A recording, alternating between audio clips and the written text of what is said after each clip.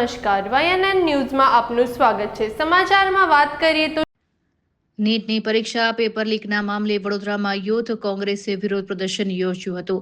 Youth કોંગ્રેસના કાર્યકર્તાઓએ ઉગ્ર નારેબાજી કરી હતી।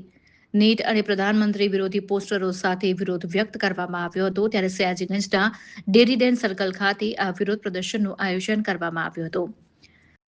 સાથે જ પેપર લીકથી લાખો વિદ્યાર્થીઓના ભવિષ્ય સાથે ચેડા થઈ રહ્યા છે તેમ યુથ કોંગ્રેસ જણાવી રહ્યું છે। ત્યારે વિરોધ દરમિયાન પોલીસે 10થી વધુ કાર્યકર્તાઓની અટકાયત કરી હતી।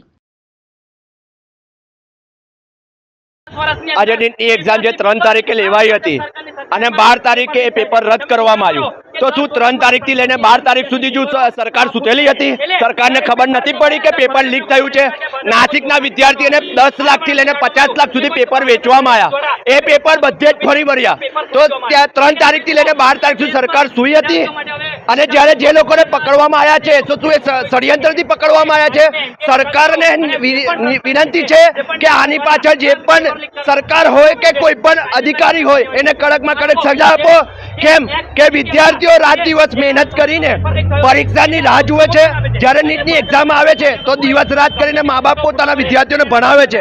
શું સરકાર બધા જ વિદ્યાર્થીઓને ભણાવવા માંગતી નથી? ખાલી સરકાર પોતાની મૂંગી બનીને રહેવા માંગે છે બધા વિદ્યાર્થીઓને?